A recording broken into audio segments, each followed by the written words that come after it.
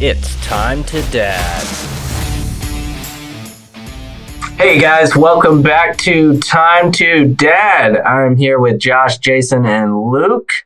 And tonight, our poison we picked, I think we're gonna delve a little bit into hobbies. Talk a little bit about how we make time for them, probably what our hobbies are, getting your kids involved in your hobbies, and just kind of making time, getting it done. Anybody have any opening thoughts? I think the biggest thing is when it comes to the hobbies is just slowly introduce them to yours, and if they take to them, great. If they don't, then find something else. I don't think I think when you start shoving those hobbies down your kid's throat, is when you get a lot of pushback and you burn them out. Like I've seen that so often with kids because their parents have shoved baseball Yeah. down their throat from like day one. They're just burnt out by the time they're 10. They're like, I don't want to play this game anymore. And that's one thing I've done with my son. Like my wife, ever since we found out we were having a boy, she's always asked me, "Hey, are you gonna get him into football like you were?" I was like, if he wants to play, I'll let him play. I'll get in. He'll get into it. If he doesn't want to play, he doesn't Yeah, have to play. I I'm not think it's going a to push fine him. line that you So mentioned there, though. Like when you talk about sports and hobbies, it's on the sports side, it's like you want. I think every parent needs to have their kid try as many sports as they can, right? yeah, I I agree. mean, unless you Agree. just your family genetics are just way off and you're just not sports people at all, that might be like a one-off scenario. But I think you got to open them up to the world, get them enrolled in Mhm. what soccer, football, rugby for Luke. Get them involved in as many sports and let them fucking try it. And From what age? Yeah. I think that varies by sport, kind of. Yeah, well, I kind of think it varies That on like the too, kid. yeah. It depends on the maturity because like we tried to introduce my son into flag football when he was pre-K because that's when they open it up, and the maturity was just not there. Well, now he's in first grade. The maturity is there now. He's like, I want to try football again. I want to try soccer again. But we know that the maturity is there now, so he can hold his focus. He can keep up Yeah. with the game. Yeah, I think it really depends on kid to kid. True. I think really. But there's some sports I you get mean, left behind, man. If you don't get them started early enough, like if you just keep waiting and yeah, keep waiting for the right time, I mean, wrestling is near and dear to me, and that's one of those sports where if I was, I think I was good, but I think if I had started a little earlier and really nailed the fundamentals, I could have been great.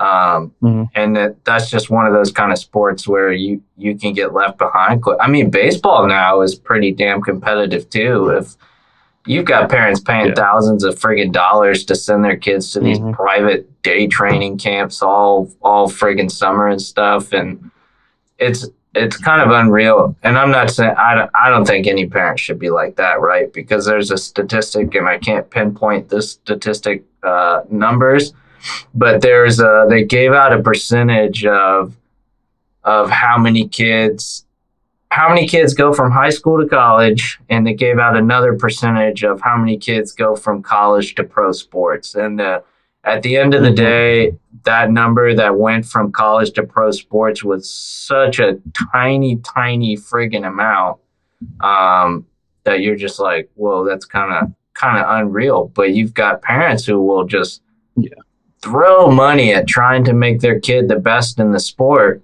hmm only to be a part of that statistic of a kid you're not going to make it to the pro level. Sure, it's great if you can get a friggin' full ride, right? A scholarship somewhere, like that's beneficial hmm to you in your life. Like who doesn't like graduating with, out student loans, given the economy and shit today. But these hmm parents, throwing their kids into all these camps and money and promising the world like you're gonna go pro, and it's just not realistic. I think unfortunately what you deal with is you have parents who have those ambitions and those Hmm. funds. But the only way that you get anywhere in that situation is if the kid understands Right, how they hard you gotta buy have to into work it, for yeah. something Mhm. to be that Right. good.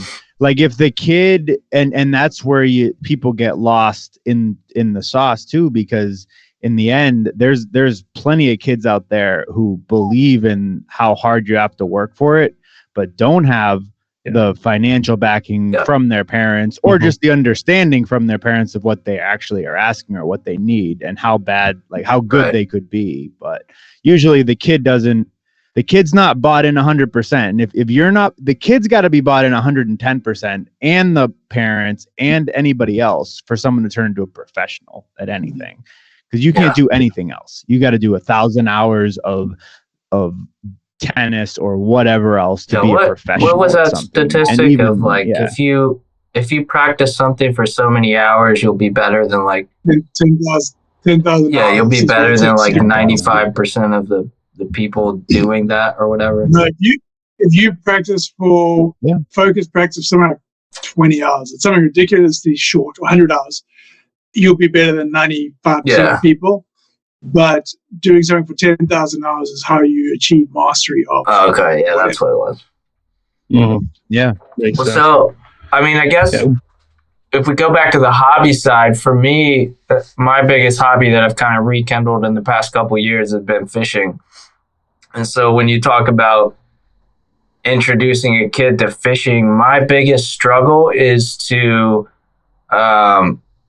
always keep it positive, which is hard when you're fishing, right? You've got a kid swinging a friggin' hook around your face because he doesn't understand that shit hurts when it goes under your skin. And, you know, We're going to teach yeah, him he's stuff. over climbing on like a 10-foot tall pile of rocks while I'm trying to untangle his shit. And it's so hard for me to stay calm, because the second I snap on him, that becomes just a negative memory and connotation of fishing. Right. And so Yeah. that's been the biggest struggle for me, is to just me to stay calm, because my wife thinks when I go out fishing, it's like me having a grand old time. And in reality, it's me untangling shit. It's me putting all the worms on his hooks. It's me friggin' telling him to put his damn shoes back on and stop, playing in the mud. It's really not at his age. It's not a fun time for me entirely. Like, sure, I get to throw a few casts every now and again. How old is he? He'll be 5 in December. Yeah, nothing's a good time. Yeah. And so she thinks I'm out there, sunshine and rainbow, and she doesn't see the other side where it's, me trying to teach him to enjoy it and teach him about it, Mhm. all while still dealing with all the same normal shit a kid does, right? That's just what they're curious. Yeah. They get into trouble. They want to go off and explore. So that's been my biggest challenge, is just staying positive and not getting sharp with him when he's, whizzing a fucking hook and sinker around my face.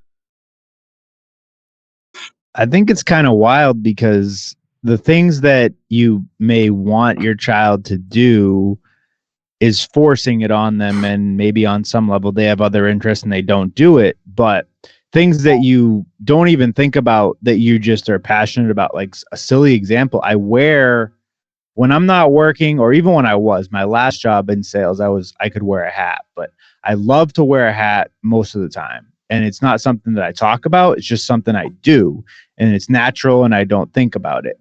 My son loves, without any effort, hats. Like, he wakes up and he wants to put on a hat. He wears a hat like I do. He'll take my hat off, put it back on, and laugh hysterically. Like, just something involuntary that you don't think about. They have to have the joy and the passion for something, and he's got passion for hats, great, but it's fine. Like, it's good because it's a connection I have with him. But to be into a hobby or to be talented at something, the kid has to give the 80%. Yeah. It's got to be like 80-20 them, and that's so hard. Yeah. We struggle with that with our boys, because it's like just getting to ride their bikes kind of thing. Play outside. Man, they want screen Things you like. Right. They're big into drawing and shit. So like, they're drawing cartoons all the time.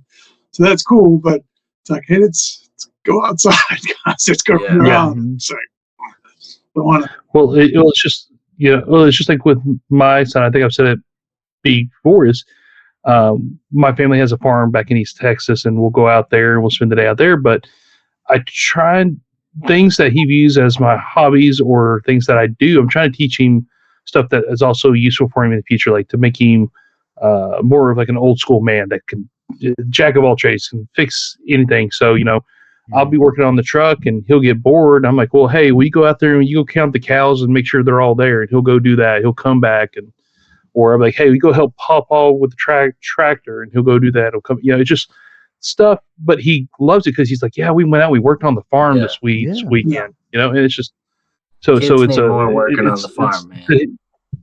Every damn kid needs to spend a week on a farm just working their ass off. I think this world would be a much better place.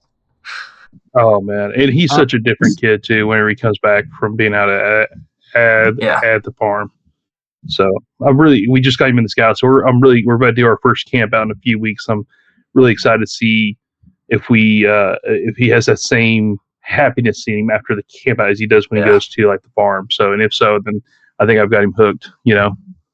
So I think I hate to go back to the silliness of it, but before I had my kids, I had dogs. Like, you give them something to do when they still have joy in their heart and the world hasn't beat them down yet. Like, if they're 2 to 5 years old, in that gap, they aren't cynical. They don't care about what the world is saying about anything. They just care about, like, Pop told me to do something. I went and did it, and it was awesome. And like, that's like the joy that they experience for things. If you it's so amazing. Much more that's natural my favorite part too. Of being a dad. When you're dealing with younger kids, you're not the reason for getting them to do whatever you want them to, going outside and playing, going fishing, doing whatever. You're not, they're still so young. You're not trying to shield them from all the bullshit going on or what everyone else is trying to tell them to believe. You're just, I think you nailed it. You're just trying to help them find joy in all the silly little things.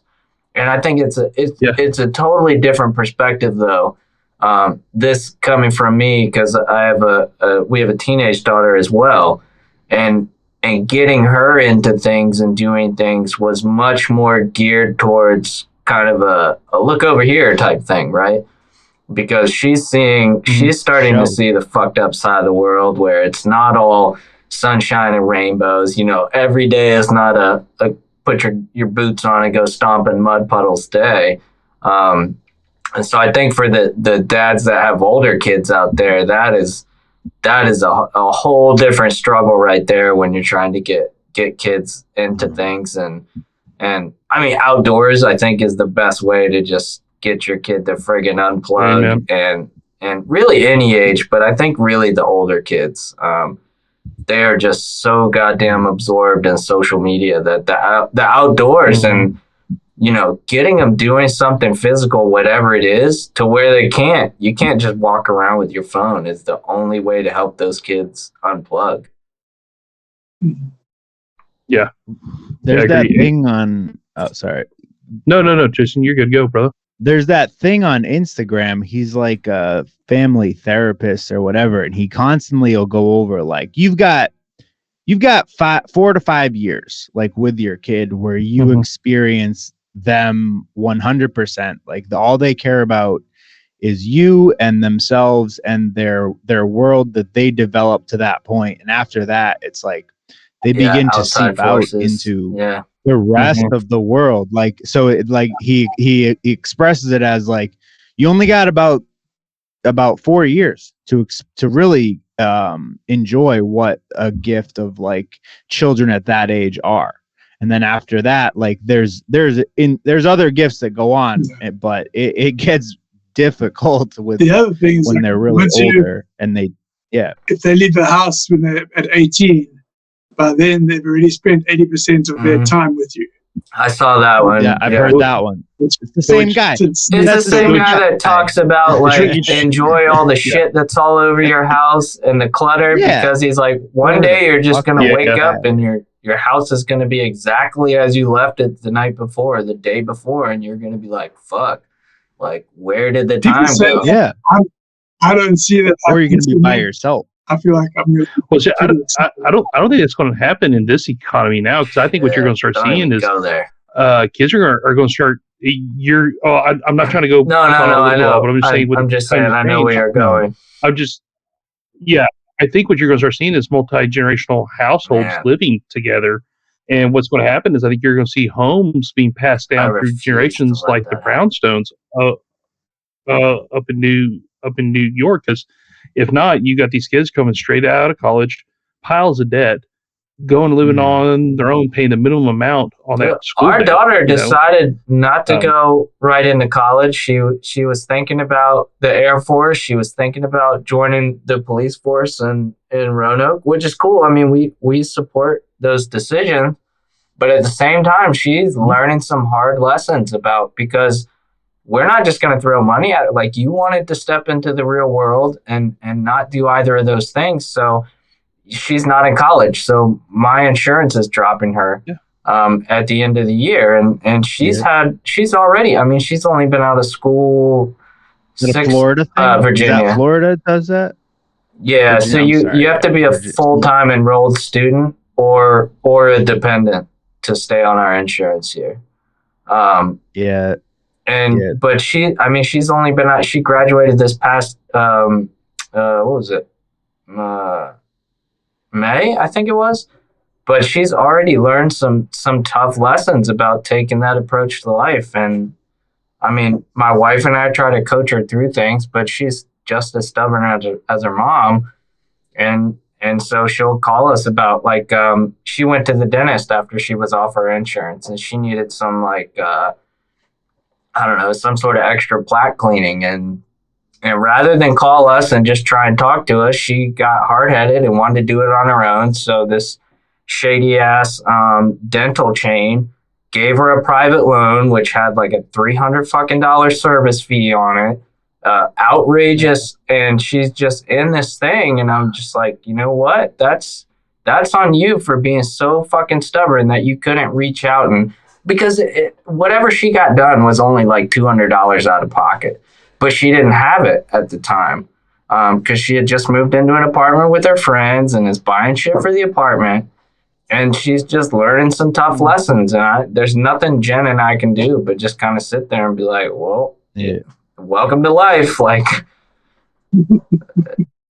yeah, I think, and I hate to do it because I know Josh will do it, but like the political aspect of that topic, it's like, why do we as adults, men that make a transition, try to get a better opportunity, which is clearly going to be a better opportunity, and switch jobs, have to have these like 90-day wait periods where I'm like begging my state or some type of plan to give me health care that's going to be $2,500 or $3,000 for a month. Like, why do we have to worry about that? Why does your daughter have to worry about that in terms of like how to pay for her dental coverage? Like, that might be she didn't have to wait. That's the thing. She could have found, I mean, there's plenty of employers that when you sign on, you basically get a grace period enrollment. So like if I switch companies, you know, they'd offer me insurance as soon as I join the company or whatever. I've had that job too. Like, it really depends on what you do. Unfortunately, what I do is a little more experimental, I guess they would say, because it's sales. So they have 90 days to just kind of tell you to kick rocks because you don't actually sell anything and you're not benefiting them. So they don't want to get into the game of now they're on the teat of being enrolled in insurance or whatever. And companies get weirded out by that. But Yeah, I've had jobs where you just got insurance right away, but there's other jobs where they make you wait 60 or 90 days, and like you have kids, like that's a big deal. So what fucked it up was when she said she wanted to spend this last year with her grandmother in Roanoke, which is fine. But she was a full-time student, which allowed me to keep her on our insurance. But she was being claimed by Jen's mom because the state made her do that for her to be able to enroll in high school in Roanoke. And so that's where it got tricky. So as soon as she graduated, she was no longer a dependent of ours, and she wasn't in school. Mm-hmm. So, but she's just... And she's how old? She's 18. Like from college? She's graduating at 18, and she's not... Because in Massachusetts... that you can stay on that parent's health insurance till you're like 27 years old. At least in Virginia. That's like a tax thing, but yes. Yeah.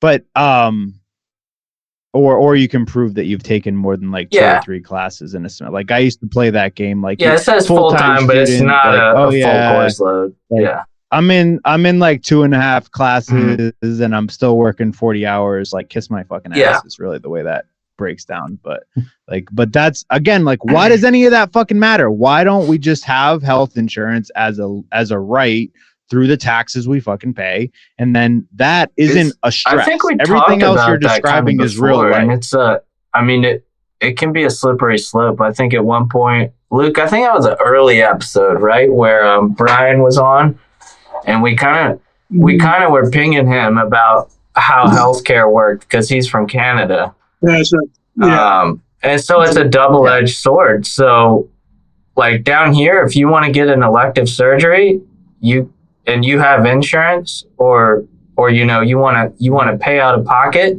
you can just go book it, and you can usually find a place. But up in Canada, where everyone has the same thing, you may be put on the back burner for that surgery and not have an option. No, it's very much it's a waiting game. Yeah, you wait your turn, right, to get in. Yeah, longer wait. Yeah, but if it's an emergency, they still find a fucking way to fix whatever's like. They're not going to let you die. Yeah. So that's still, it's the same system. I mean, I get it. I understand it's double-edged sword, but there's one country that doesn't do it out of a lot of countries that do it in the same economic sphere. I know, like we're the only one that's different. I got such an issue with the insurance, medical, pharmaceutical world here, and there's got to be a way to do it. These guys, there's a lot of smart people in America who figure out all sorts of sending shit to space, all this. There is a way to arrange fucking health insurance for people. I can't imagine that it's that complicated, but it becomes such a political topic, and it's used as leverage. Well, look at Social Security, man. We can't even get that right. I don't know. I'm sorry, not to get too far in the weeds politically, but you see how they handle Social Security, which is not, I would argue it's not as life or death as universal health care, right? So we're living and dying. Yeah. So well, if anyone knows history, they know that I can't talk tonight. Social Security. Oh man. Was not supposed to be around this long. It was supposed to be a stopgap for a short time, and then they were going to do away with it. But FDR died before it could be done away with, and they just kept it going. And then it started being marketed as a retirement fund. So therefore, you didn't have to invest in your retirement. If you took that away, so that's an awesome point. I've never legitimately never seen it from that point of view. If Social Security is supposed to time out, you don't have that expense. So now he could, because I'm sure, and I know for a fact it's what he wanted. Universal health care was something that's been thought of since the 40s. Like if you didn't have a society that said like, well, FDR came up with Social Security and he died, like we need to keep that around, and political forces making that, it's surrounded by, it's incestuous with the stock market. So there's like, you pat my back, I pat yours. Like if that had phased out and he didn't die, does that program, does that money, does that pool go to healthcare? Like allowing every citizen to have healthcare instead of every citizen to have retirement. You still. The other big sword is if you can actually pull off the universal healthcare system, you also start stepping on the toes of physicians, doctors, private healthcare organizations, because now you've got somebody saying, I don't care, how long you went to school or what your specialty is. This is what you're allowed to bill somebody, and that's it. And it's not only the money; it's also because I tell you right now, we have a lot of physicians who have moved to the States because of where they were. They had universal health care, and when they came out of school to be a doctor, they graduated like, well, I want to move back to my hometown and be a doctor. Well, we don't have an opening for a doctor there. You got to go way out to this rural town and do your time, and then you get to pick where you want to go when there's an opening, if there ever is an opening. Yeah. So I know a lot of docs who moved here because of that. So, but anyways, we went way off the rails there. That's what we do. Hobbies, hospitals. I mean, hobbies, hospitals. Let's see. We're like that train in the Polar Express that's like on ice. It's just like, that's how far off the rails. That's how far from the rails we've ventured. It's funny. Oh man, sorry. I'm sorry. You're good. You're good. I take full responsibility. So if I'll put the train back on then. So, how are you? I guess, do you have supportive spouses of your hobbies, or is it more of a just do it and beg for forgiveness later, or how are you guys handling that? No, I feel like this is entrapment. Something's going on here. Yeah. Somebody's wife is gonna listen. I do not do that. I want to hear this. I want to hear one by one, and I have my answer to that question. You know what? This is actually, important. I'm gonna be 100% truthful. I've got a wife that it. Oh, dude. But I'm wondering, like, I've got a very supportive wife who she knows I don't do a whole lot for myself, because anytime I do something for like myself, I feel guilty.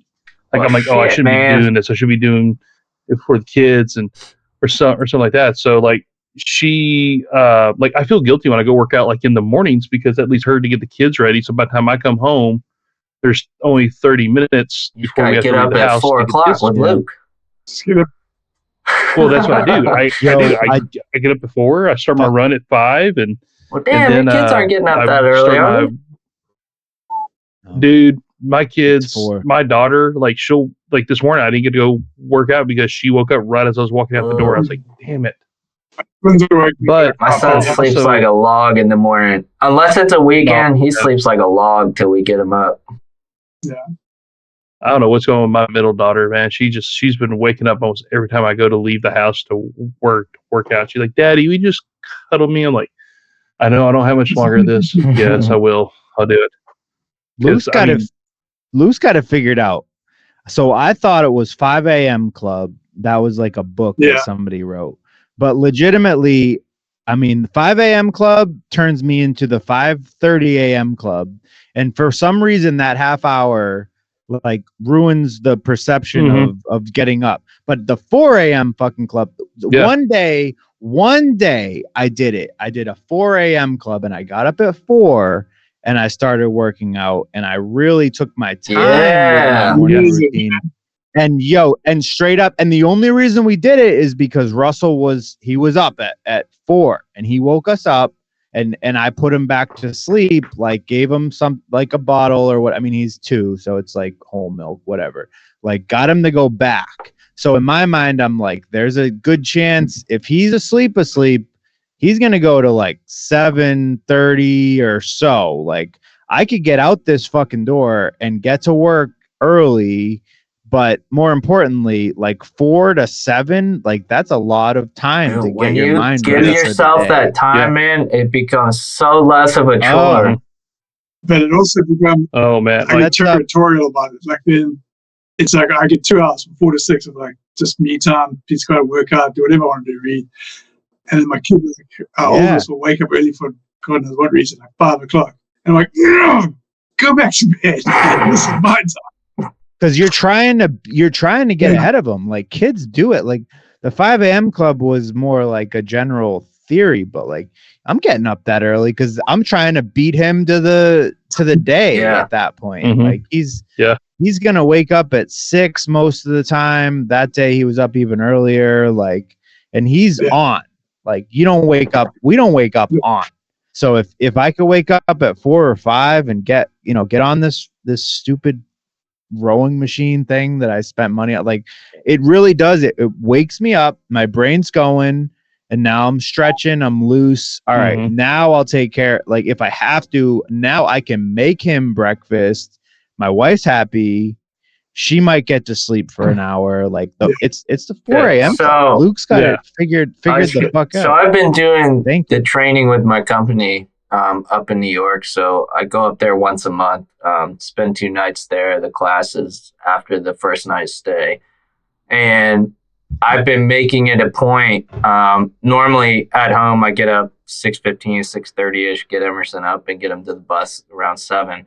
But I've been making a point when I'm there to get my ass to bed early. So I try to get to bed before 10 o'clock when I'm there. And then I get up at like 5 o'clock. And just having that extra hour to just let my body do its fucking thing and wake up naturally versus getting up, scrambling around the house. It is mind-blowing how much more focused I can be during the day by just letting my body do its fucking shit. You're going from waking up in reaction to waking up with intention. So it just changes. You own your day versus it owns you. It was really kind of creepy. The first trip. So I've only had 2 trips, but the first trip I did it, and I'm sitting there in class, and I'm like, holy shit! Like I feel like I'm actually absorbing what I'm listening to, and so it's like, all right, maybe that was a fluke. Did it the second time I went, and it just was. I don't know. It was the greatest feeling in the world. It was, I didn't have to try and pay attention. I wasn't straining to. Yeah, dude, it's really weird what sleep and what your circadian rhythm type things can have an influence on. What's in the tank? How much you have left? How much you have to give to the moment? And it's like mindfulness is what you're saying. Is you wake up in the morning, you're experiencing the day before the day engulfs you. Like you get to kind of be like, wow, like it's quiet right now. Like my life's not that shitty. Yeah. Like, I mean, it's enjoyable. Like it's a shitty way to put it, very but you're lucky. not wrong. Like I'm very lucky that to be in this moment of being awake and my kids are sleeping, but I let them sleep that peacefully. Yeah. And then they wake up and they just fucking go ham and ruin your day. Or whatever they do, like it doesn't matter. It's just like like he said, own your day, own your morning, and that sets the stage for the whole thing. Oh, it does. Like I remember yesterday morning, I ended up doing I think a little over 4 miles of a run, and then on Monday, I did a pretty hardcore beat down for an hour and 15 minutes. I got to listen to my music and just work out every frustration that I had. And then when I came home, clean slate, you're cool, you're calm. You don't have all that aggression. You don't have all that anxiety. You don't have all that stuff just built up in you.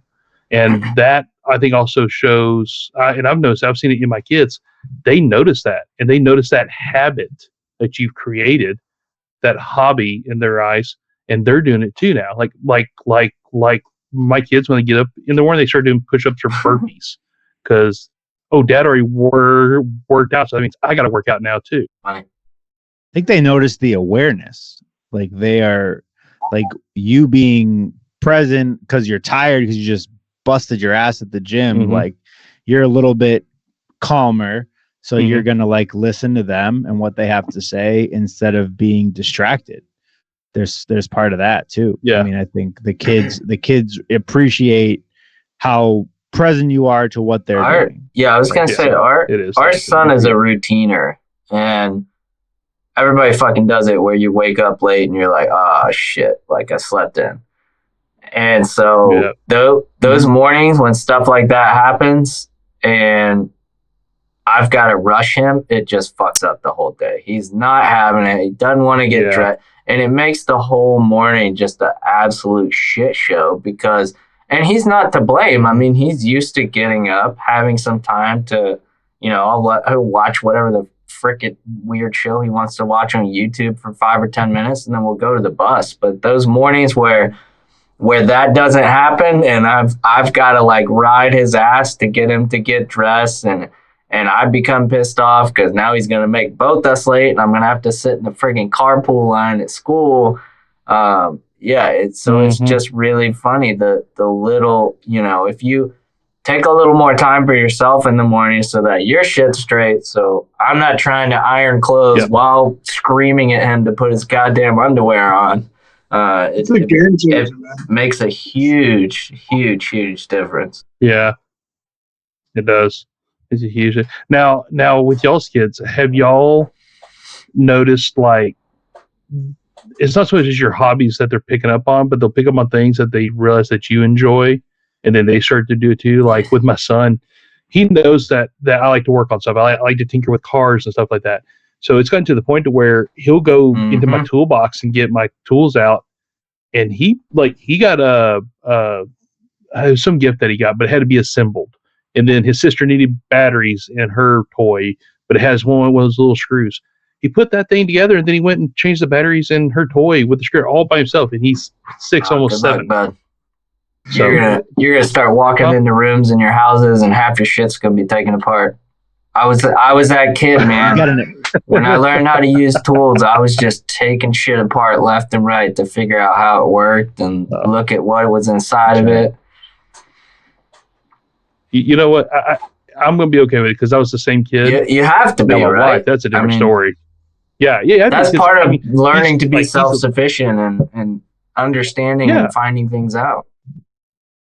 Right. Exactly. And that's kind of the way. And I think that it is a mentality that has kind of become lost on some kids because they're so afraid of failure and screwing up that they don't understand that part of the failure is learning, and you may have failed, but you learned something very valuable from, like, okay, I took this toaster apart, but I can't get it back together.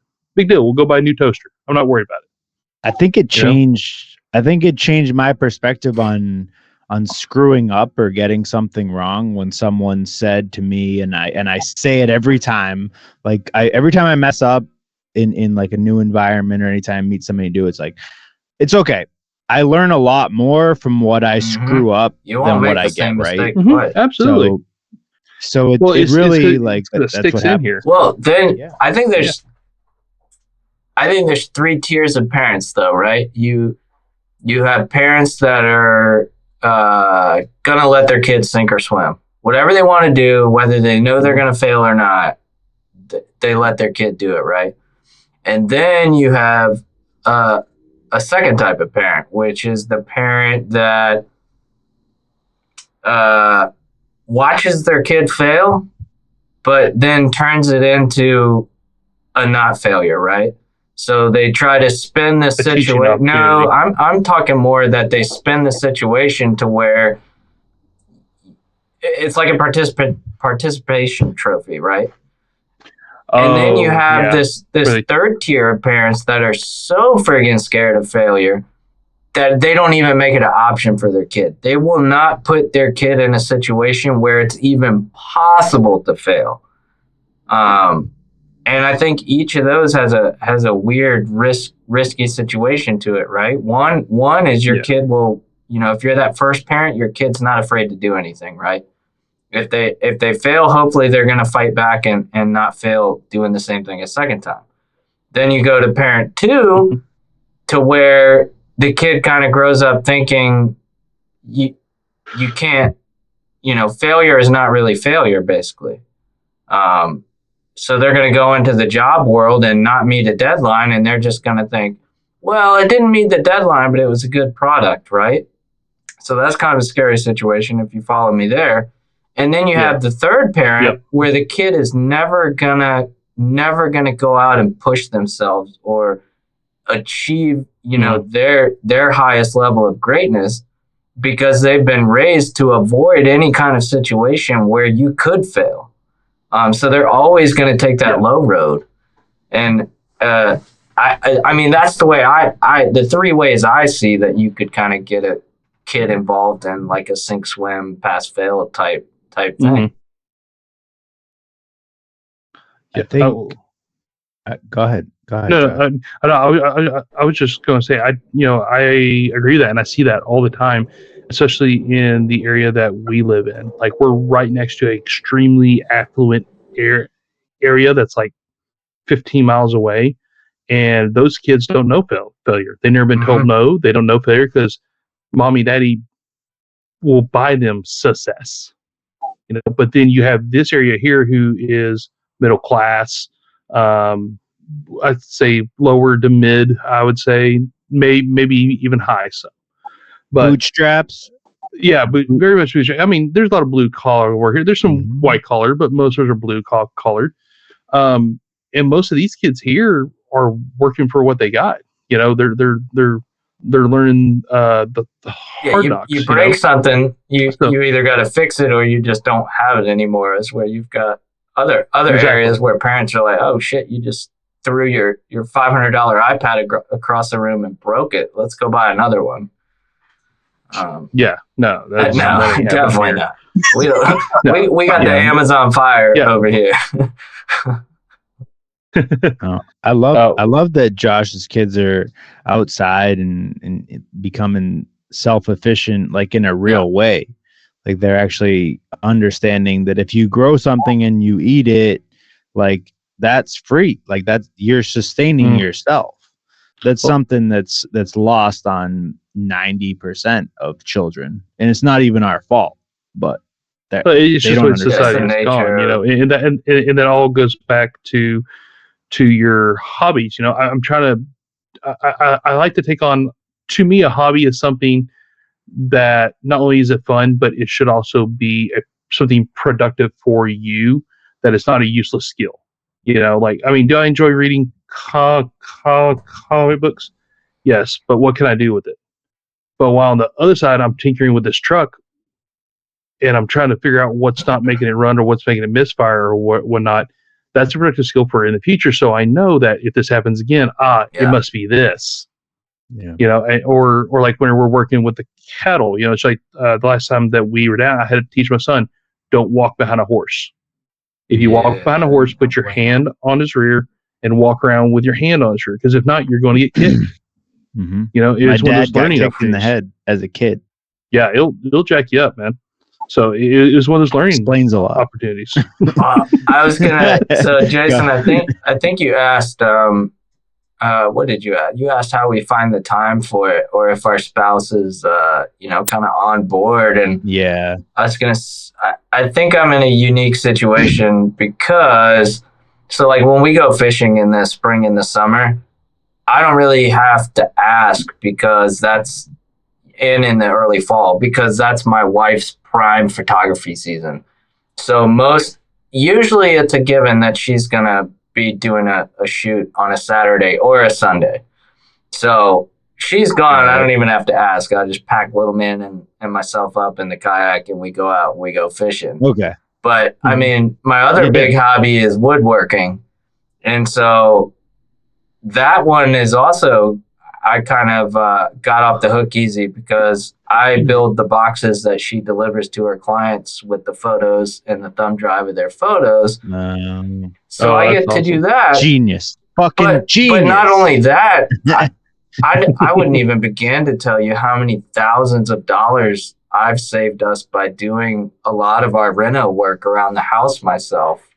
And that kind of ties into woodworking, but it also, I just like working with my hands and tools and building shit. Yeah. And so that's the other, I don't know. I guess I just kind of gravitate toward hobbies to where I don't really have to ask permission because who doesn't want to save money, right? We could pay a contractor, $15,000 to redo a bathroom, or I could redo it for, I think we probably spent under $3,000 on the upstairs bathroom. So I kind of got lucky, but I don't know if anyone else has the, get the permission sign off to do what you guys want to do. I just don't. I don't know. My hobbies don't make me do that. You're not helping. But I'm sure there's other You're not dads helping out there. my hobbies that cost money. You're not helping my. Well, you just added like 4 strokes if to my my wife game. saw how much You're doing I spent nothing on for fishing me. gear this last year, I'd probably get a stern talking to. But the fishing, I'm on board. I don't want to hear about the woodworking. Well, That's woodwork is not cheap either. Net benefit. No, yeah, but you're helping. True. Like I can't.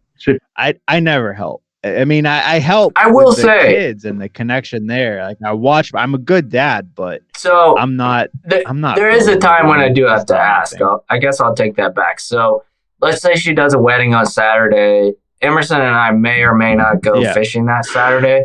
But like I said, when he's there, it's more like babysitting for me. I don't really get to fish. So I'll still occasionally be like, yo, can I, do you mind if I just take Sunday and just haul my ass out to the lake by myself to go fishing? By yourself. And usually she's like, yeah, sure, whatever. Like, you've had him all weekend. And then I get 9 million texts while I'm there. Like, when are you going to be home? Like, your son's being an absolute shit today. But so occasionally I do have to ask. But more than not, it just kind of it's happenstance to where I can do it without needing to ask because she's got her photography stuff going on. Sure, I'm really jealous, Nate, because like I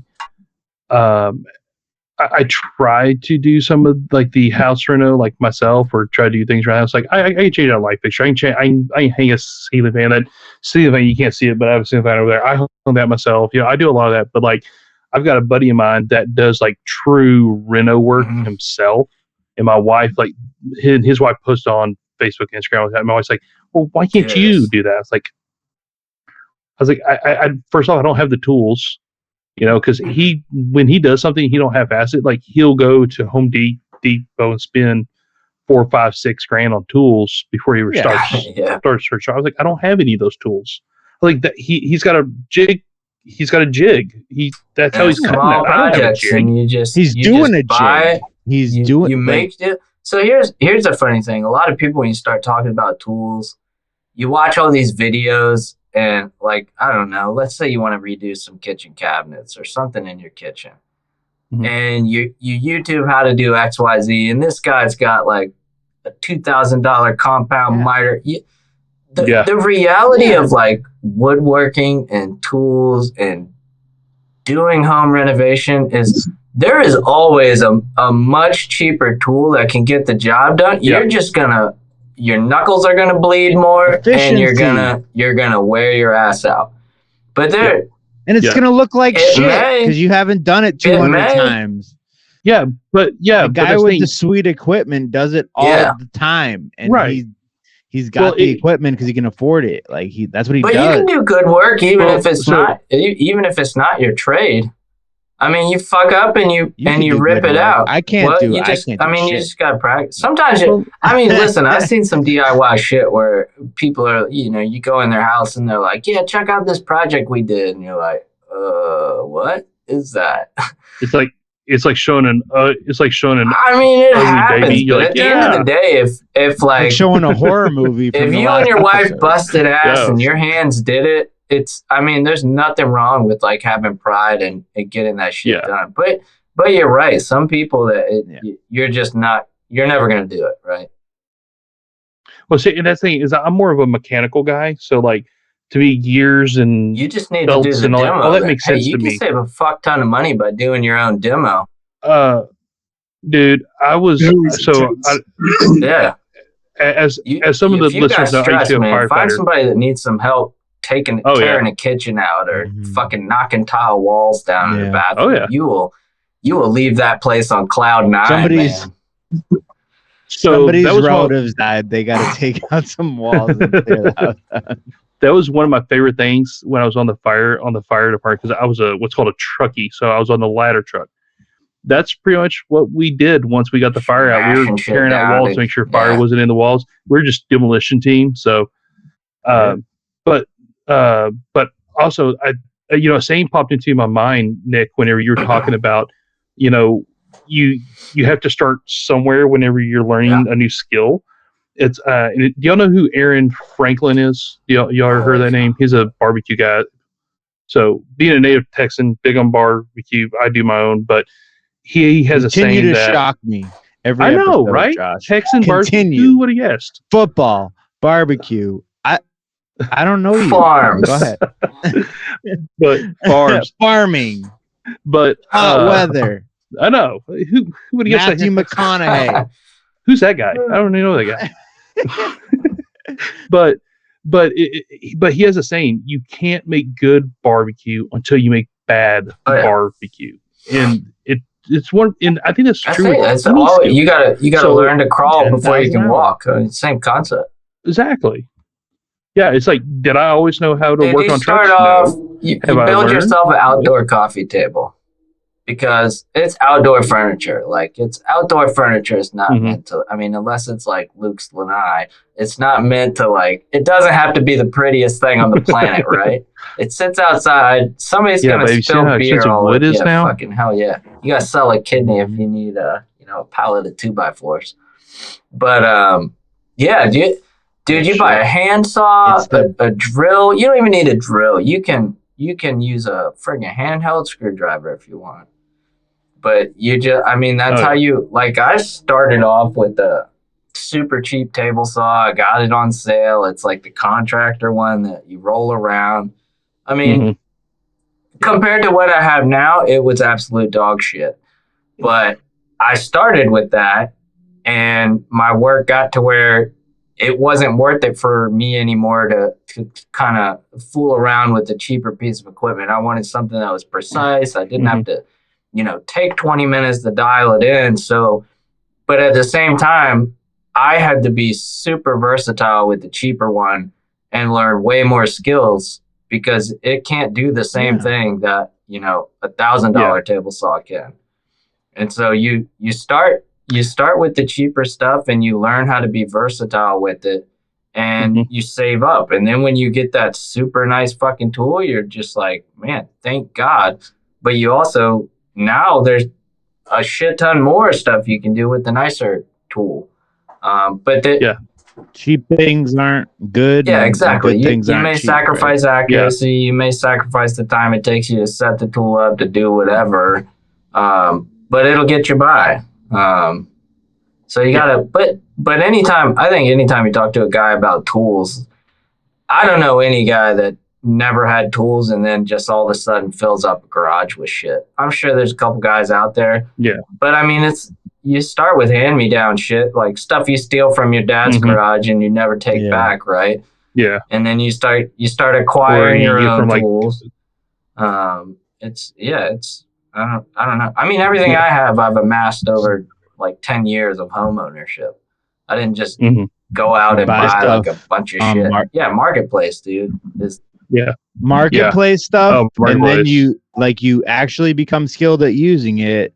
So now you're ready to buy your first you sell your shit back on Marketplace or whatever. Yep. It's a never-ending circle, man. And then you go back to that well. Yeah. You go back to that well. The best sales you'll ever find is a woman going through a divorce. Those are the best sales because they don't know what they got and they're selling it cheap. Do you have they a just want Lowe's? it gone. You want to sell cars with me, Josh? Do you have a Lowe's near you? Oh yeah, man! Like I'm right between Lowe's and Home Depot. Go in your Lowe's, and when you walk in, look up at the aisles towards the ceiling. You should see a big fucking yellow sign, and I think it says like the back aisle. And when you find that aisle, it is all like anything discount or that they're about to discontinue ends up on that aisle. And I've seen some really nice Milwaukee tools, DeWalt stuff. I've seen, I mean, you name it on that aisle that you can find. And some of it's just overstock shit. But you can find all kinds of tools like 75% off what it should be selling for. And every time I'm in a Lowe's, I walk down that aisle to see if there's anything I need. Well, I've also got a Harbor Freight right by me too. So, dude, people talk shit on Harbor Freight, but I mean, dude, I bought a $10 angle grinder from them, and I got it a year after I bought my first house, which was like 10 years ago. And that fucker, I mean, I put that thing through hell, and it did not die till I started renovating the bathroom upstairs here. And I was cutting through some thick ass concrete mortar walls and tile, and it finally died. But Harbor Freight, if that's your budget and you need a tool, I would absolutely go there. Especially if it's one of those weird one-off tools. You know, you need a caliper compressor or some shit. You know, something you're not going to use every day. That's probably what I'm gonna do once I get that truck here and we start breaking it down. We'll start making a list.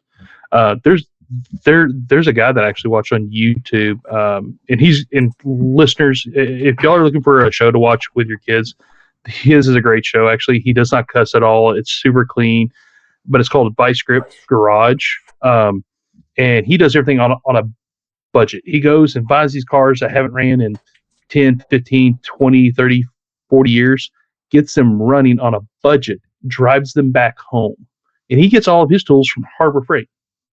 Josh, if he's getting it running on a budget and he's not swearing, then they're editing that shit out. Bro, I'm sorry. I can't tell you the last time I worked on a car. That's fine. He's keeping it clean. That's punch bullshit. Something because a wrench slipped. Fucking getting some. Yeah. I'm calling Boshi on that. Running like fuck that. Oh, dude, but it's actually you can't good, change. Yeah, you can't change the oil on a car without a couple good swear words. Damn right. Well, it depends on the car. That's for damn sure. When my wife was in the hospital, she having my second boy, Leo, she finally like let loose. I don't want to say let loose, but she swore. She's like fuck, and she's in the delivery room, and it's like, and she's like, I'm sorry. She said she was sorry to the people. I'm like, you think it's the first time someone said that word in this room? Like, oh, and dude, I mean. So yeah, there's some frustration that comes along with doing anything on a budget. There's people out there that will tell you people that cuss more are actually smarter. Look it up. Well, there's so many different studies out there. More passionate. Yeah, there'll be people out there saying anything that you want to believe. Listen, Luke. Yeah, exactly. Don't you rain on my curse word parade. I'm not disputing that. I'm just saying there's people out there that say fucking everything at the moment. I didn't look for the information. It just came. You can find anything to support whatever you want to believe. Yeah, I agree. Even if you can find, I don't know. This is great. Luke is now known as. Luke has a new name, people. His name is Buzz Killington. Because he can kill. Yes, Buzz Killington. Luke picks his spots. He comes in and he hits us with rains on my parade that just like puts me on my fucking ass. And he picks his spots. Luke's the rational thinker in the group. Sniper, yeah. He come at us and just put us like put what us. What he really meant to say is, you guys gotta stop doing drugs. Maybe if I did more drugs, it would help me with my stutter. CBD, I don't know. man. Oh, probably not, man. Cannabis would help with the. There was definitely a study on that. Like it CBD with people that have Tourette's and things like that. Mm-hmm. It does indeed actually. Yeah, I saw that study too. But is there any other hobbies we want to touch on before we go, guys? Any other hobbies? Anything? Luke, you didn't tell us about asking about your hobbies. Yeah, you didn't tell us nothing, Luke. Yeah, I want to hear what Luke's hobbies are, all of them, and how he gets his wife to allow him to do them, other than getting up at 4. I think his hobbies are behind him. Kids, so that's no hobbies. It's a lie. I mean, I read. Do you have a green? Is that your plant back there? That's When do you do that? You got 4 kids and you read at 4 a.m. He's sitting there by candlelight, and that lazy boy behind him. Reading books. How do we break it down? So 4 to 6. 4 to 6 is Luke time. Walk us through it. Sure. This is what changes. This is why you are the sniper, and you can just hit us with knowledge, and the rest of us don't have shit figured out. What happens between 4 and 6, man? Wake up, make coffee, read, meditate. Okay. How long do you read for? Like a chapter? 20 minutes? Half an hour? Half an hour. Is it timed? Are you looking at a clock? No. My alarm will go for 5. What 5 and then another one at 5:15. So 5 is like get ready to go running or cycling. Or got to do in the garage. Yeah. And then 5:15 is if I'm too caught up in the book, the second one to make me get up and go. And then cold plunge when I get back. And then kids time. Cold plunge. You just started that, right? Don't skim. Let's not skim over the cold plunge. What? You just got that, right? You have to buy How that. is it? It's awesome, man. You notice like a solid High difference? quality? I've been doing cold showers because I'm poor. Yeah. No. This goes down to 37. I think I've done down to 45. And man, it energizes. What's it made of? How long you in What for? are you getting? 3 to 5 minutes. Whew. What is it made of? Is it plastic? It's just a you little bought round this? tub. The tub was $100, $120. Yeah, and then the there's chiller is what costs the Chiller's money like from this. what I've seen. Yeah. That was $50. Inside or it's like outside or Outside in the garage? an hour. So by the pool. Okay. Yeah. How the fuck do you What do kind of that? books do you read? I get in the shower with it, and I don't even. There's a little bit of warm water. Like it's not full cold, but it's freezing, and it like takes my breath away. it's- How the hell do you get in that for 3 minutes? It's like you go and like you just meditate. You go into You just your gotta mind. like stonewall it and get in there and You zone out. You just it's de-stresses you, man, and you get out of that thing feeling energized. Yeah. I really I'm want gonna one miss that after shoulder. just doing cold showers and seeing how it's. I got a massive shoulder, and at least Oh. 15 to 20 minutes after that cold plunge, I have no pain in my shoulder. It's Wow. like the best. Yeah. Sure, I You can't take cold. reprogram. You hit like the reset button. Like you turn the computer off. That's what cold, Just like the zaps cold you, yeah. shock thing Yeah. is to me. Like Oh, sure, I can't you take- shut You get down. used to it though. Go ahead. Like in the beginning, it'd be like you're in for like 30 seconds to a minute, and then you just keep getting longer. Yeah. It's easier. Huh. I tell you now, But sure, I can't I take never cold used to have a showers. cold shower until I started doing cold plunges about a year or two ago, and now I can't not have a cold shower. I Like, I like the have cold to. shower.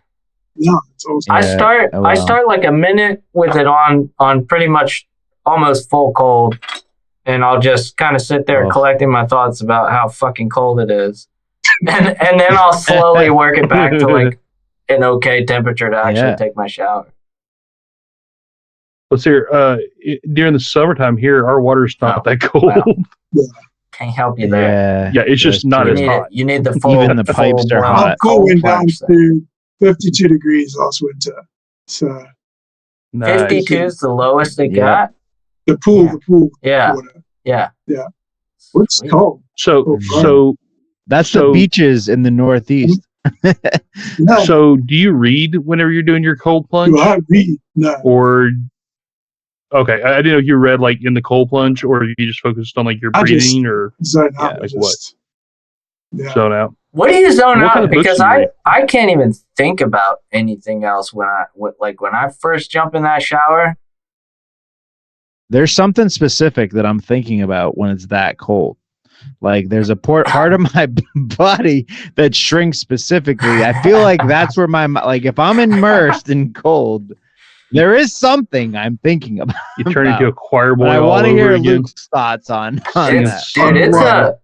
I will tell you, at least from my cold showers, when you take those first few breaths before your body decides to calm down, it is not a normal breath. It is like the highway to your lungs and brain just opens. It's a really weird fucking feeling. Control that, then you start controlling your mind and your emotions. Oh, maybe I'm just not Then there. It's a game changer. It feels great. Like that's the only way I know how to explain it, is that it opens up this weird highway, because it's a totally different. It's not like you've been working out deep breath. It's like the deepest breath you've ever taken, and it feels entirely like uninhibited. Life or death. No, it's not. It's relaxed.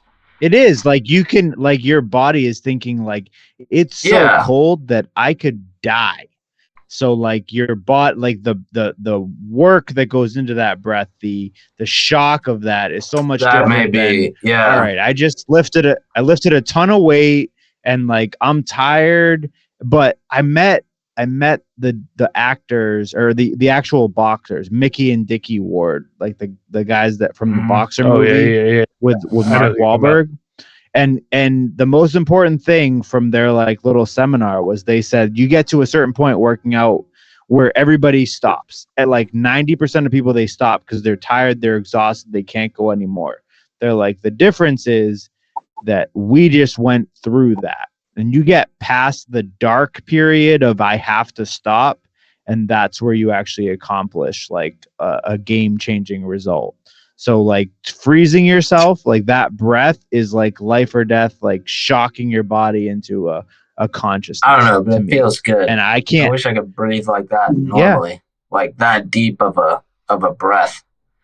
It's just easier to breathe after that. Yeah, right? as soon as my body's like, oh, okay, the water's fucking cold, I'm not gonna die. It like everything kind of settles in. But then you lose that initial shock of that breath, and it's not quite the same after you get through that. It's funny you mentioned the like pushing through. When I was in wrestling, we at the end of practice we do like a practice 3-minute drill, like wrestling with a partner, and all of JV would leave and everybody be packing up, and coach would call us back to run. I don't know if you know what relay sprints are, but it's where you start on one side of the basketball court, you run to the first foul line and you do it all the way across to each line. Exactly, to like teach your body that like even when you think you're fucking exhausted and beat beyond belief, like everybody has a friggin' reserve tank. It's just whether you have the mental capacity to tap into that or not. Yeah. David Goggins says that if you hit the wall, that's when you're only at 40%. Yeah. It will just stop at the wall. You still can go 60% further. Yeah. But your brain will quit. Your brain will quit 10 times, 12 times before your body will actually quit. 50-mile ultra marathon in 2019. Holy shit. And a 50-50? Jesus. Yeah. God. And at about mile 32 kilometers. God damn. I'm thinking that's a long drive. He's over here running. I was like mile 32, 33. My body was just like, I'm done. And then it just became all mental. Your brain just shut off and your legs are in like autopilot? The brain took over. For me, my mind took over. My brain, my body was just in autopilot. So it's more a mental thing, like keep going, Luke, type thing. Wow. I would say it was 90% mental. Because my body was broke. My nipples were bleeding. But bloody nipples. That's great. I was amazed. Fucking hell. 50 miles. But I did it.